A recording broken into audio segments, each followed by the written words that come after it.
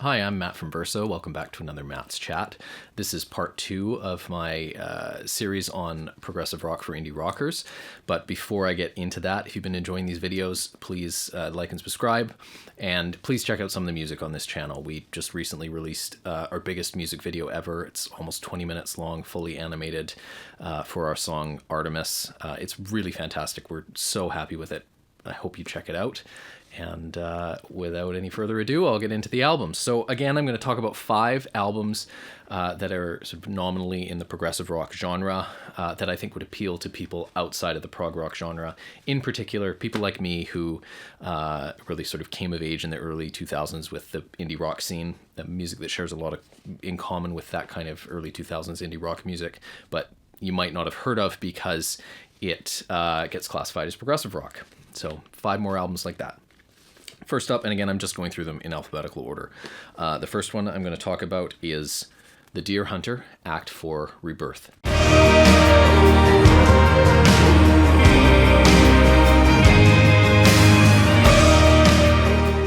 So, Deer Hunter just released a new album called Sunya. I haven't listened to it yet. I will check it out. This, I think a lot of people generally consider Act 4 to be their best album, and it is a really fantastic album. I don't know their whole discography super well, so I'm not going to say it's their best, but it really does share a lot in common with sort of the big bombastic, like early 2010s indie rock. I think of an album like The Suburbs by Arcade Fire, or the first Arcade Fire album has elements in common with that. And again, like really melodic, really good hooks, really kind of reach for the back of the room and anthems, complicated and detailed music, but not flashy music, not music that you usually think of when you think of progressive rock with like this crazy keyboard solos and crazy guitar solos and songs that go on for 20 minutes.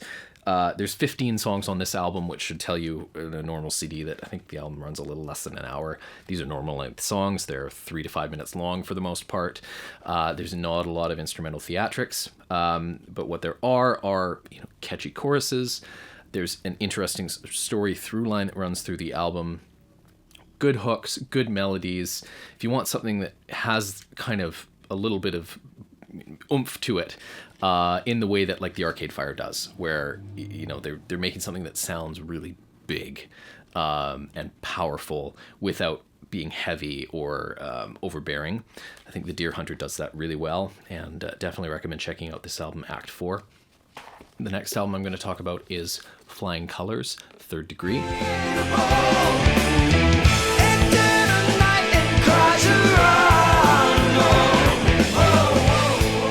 So Flying Colors, kind of an interesting band. They're sort of a prog rock supergroup. Neil Morse, who's in a million things, does a million things, and Mike Portnoy, who does a lot of things with Neil Morse.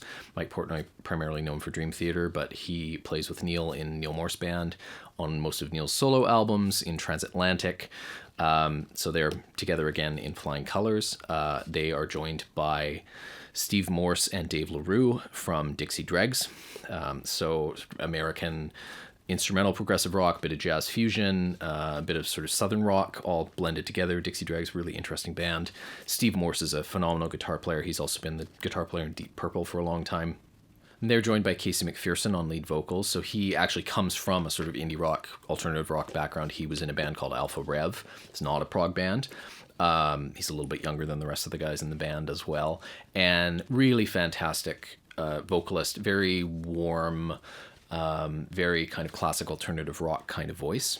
And Flying Colors was sort of brought in to do a more progressive pop sound with these artists, rather than the sort of very hard prog rock they're more known for, and progressive metal that they're more known for. Try to do something a little more accessible, more song-oriented.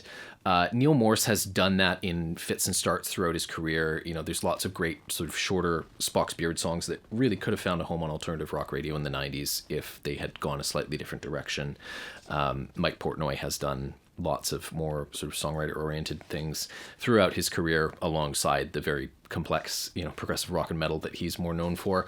And they really bring those qualities to the forefront. All 3 Flying Colors albums are good. I'm not the biggest fan of the first one. I know some people think that's the best one. It never really struck me the right way.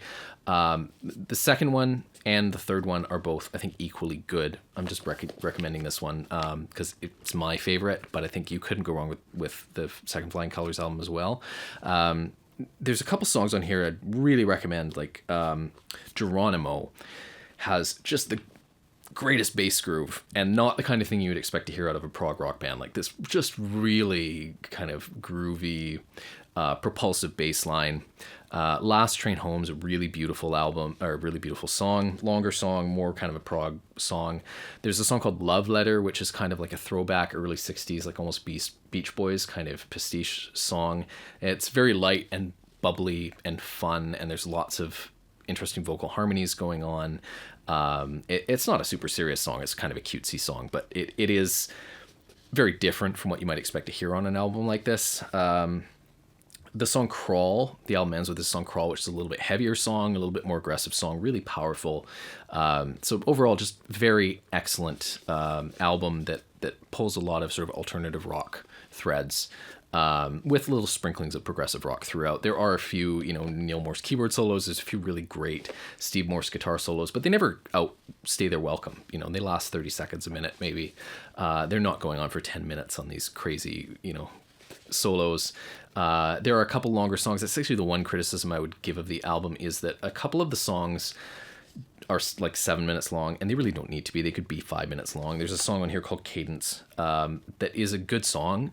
I like it a lot, but it's 7.5 minutes long, and there's just no reason for this song to be 7.5 minutes long. It could easily be in 4.5 or 5 minutes, and I think it would have been stronger for it. But really, that's my only criticism of this album. Otherwise, very strong album, lots of really good songs on it. And if you've heard about Neil Morse or Mike Portnoy and maybe feel a little bit intimidated because they're these kind of guys who are famous for doing half-hour long, really serious, intense prog music, this is a great way to check those guys out and hear what they're about without, having to really invest yourself in these massive concept albums with these huge, long, epic tracks. A much more accessible way to get into that kind of music. So that's Flying Colors. The third album I am going to talk about is Lighthouse by iamthemorning.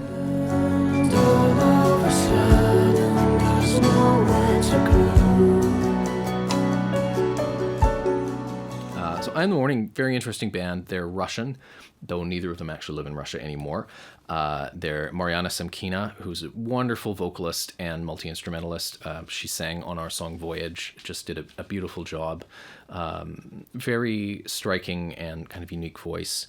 And Gleb Kolyadin, and I apologize to Mariana and Gleb. I'm sure the way I pronounce your names does not sound right to the Russian ear. I don't speak any Russian, so Gleb is just a phenomenal classically trained pianist. A beautiful piano player, can play classical music at a very, very high level, and brings a very classical sound to this album. One of the interesting things about iamthemorning is that their sound is very acoustic. There's not synthesizers, there's no electric guitars. It's really piano, maybe some acoustic guitar, maybe some other instruments, some glockenspiel, some strings, things like that, and Mariana's voice. And Mariana's voice and the piano are very front and center. It's very much piano and voice and then other things. Really haunting, gentle, quiet, brooding kind of music, a little bit dark. It has a little bit of a cabaret feel sometimes. That kind of off-kilter circus music feel creeps in a little bit like early Tom Waits sometimes, without the sort of Tom Waits shtick of I'm this old drunk guy kind of singing these old drunk guy songs. It doesn't have that vibe, but that kind of off-kilter piano, things just not quite aligned in the way you might expect them to be. It has that feel sometimes, and then other times they do very straight ahead, more sort of neoclassical pieces. Standout track for me on this album is definitely the title track Lighthouse, which features Marius Duda, who I mentioned in my previous episode on Prog Rock for Indie Rockers. He's the lead vocalist in Riverside. He has a really lovely, smooth baritone voice, and it blends beautifully with Mariana's voice on that title track. It's just a gorgeous song, and I love the artwork. I'll probably put up a bigger picture of the artwork. that song sounds like this artwork, which is always really neat when you get a song that lines up with art, and the art really evokes the same feel as the song does.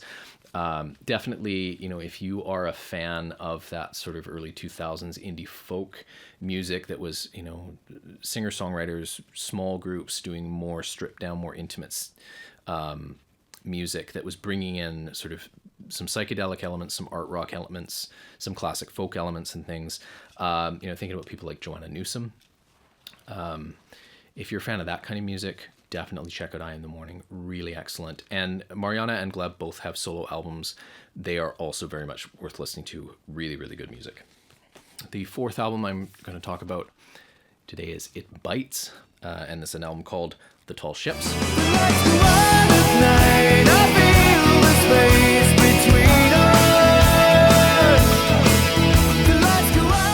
Bites is a British progressive pop band.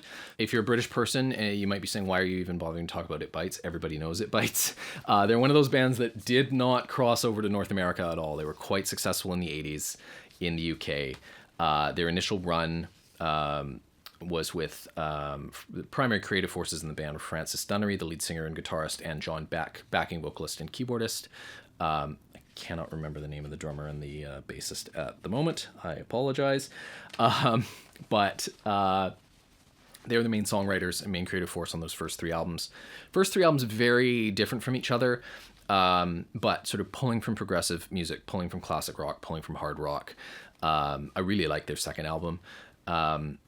They have a great song called Kiss Like Judas that's worth listening to. And then they broke up in, I think, 1991 or 92. Francis Dunnery went on to have a fairly successful solo career. And John Beck kind of disappeared for a while, but then he'd pop up in different places. I think he was in John Wetton's touring band for a little while.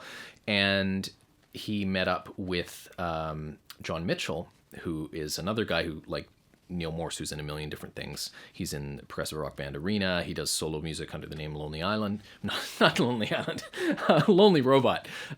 He's not in Lonely Island. He's in Lonely Robot. Really talented guitar player, great vocalist, similar kind of quality to Francis Dunnery to his voice. And so he and John Beck hooked up, and they did some music with a band called Kino. And then they decided to reform It Bites with the drummer and the bass player from the original It Bites. So it was three original members and then John Mitchell. And that's where this album comes in. This is the first album with John Mitchell. For my money, the best album that It Bites ever did, and one of the best progressive rock albums of the early 2000s. This is a phenomenal album. And again, repeat myself, no long songs, 13 songs on this album. They're all, 3.5 to 5.5 minutes long. They're normal song lengths. They're alternative rock kind of vibe songs. Great choruses, great hooks, great musicality, really fun playing. Little progressive elements sprinkled in, but there's no 13-minute songs. There's no 5-minute solos, nothing like that. The opening track is called Oh My God. It's one of the best songs about songwriting that I have ever heard. It goes back and forth between John Mitchell, the lead vocalist, singing about this song I'm writing is so great. I'm so brilliant. Everybody's going to love me. Everybody's going to love it. And then going, oh my God, this is terrible. How am I ever going to finish this song? It just is awful. And it really captures that sort of back and forth of the creative process where you get excited about something and you feel like it's really great, and then it starts to be a slog. And it's super fun. It has a great chorus. There's another song later on called Lights, which is just, it could have been in different hands at a different time. I think a mainstream rock radio hit. It's super catchy, super fun. If you just want good, upbeat, fun, contemporary rock music with a little bit of an art rock, progressive rock kind of flourish at the end of it, really cannot recommend this album enough. It's one of my favorite albums ever. So that's It Bites, The Tall Ships. And the last album I'm going to talk about, also another one of my favorite albums ever. One of my favorite albums of the last 5 years. And it's from an artist who's known for doing very heavy, very proggy work. And he did a solo album that is not very heavy and not very proggy. And that's Ross Jennings with A Shadow of My Future Self. Won't you stay? Don't just come and go. It's harder. So this album came out about 5 years ago. And, you know, Ross is a wonderful singer. He only sings in Haken. He doesn't do a lot of other stuff in Haken. But it turns out he's very good at doing a lot of other stuff. He plays guitar on this, and he writes everything. And it's just a wonderful album from beginning to end. And Ross really uses this album as an opportunity to explore lots of different styles. There's sort of 80s pop rock songs on here. There's sort of 70s style singer-songwriter songs. There's one longer progressive rock song, but I would say it actually has as much in common with like a couple of the longer Coldplay songs that Coldplay have done over their career. And I mean that in a very positive way. Like, it's a longer song that brings in some art rock elements, but it's still very much about the vocal melodies and being a little bit more accessible rather than throwing lots of complicated instrumental stuff at you. Yeah, I can't speak highly enough about this album. I think it was really overlooked when it came out. It deserves a lot more attention. Songs like Words We Can't Say, really beautiful song. Rocket Science is super fun. Phoenix is the longer song. I really love that song. It has some great elements in it. And then Catcher in the Rye. Like, Catcher in the Rye sounds like it could have been a Harry Nilsson song from 1970. It's just stunning. His vocals on it are phenomenal. The guitar playing is lovely.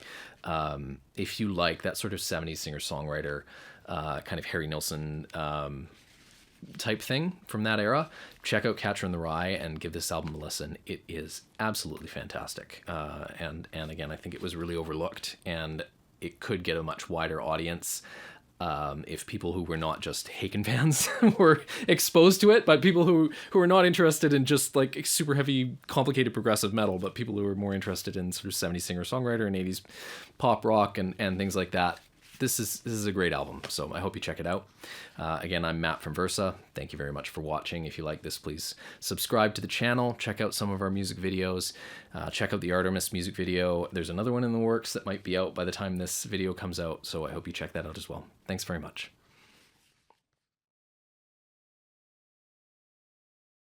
I have known your music for years, but I can't remember Casey's last name.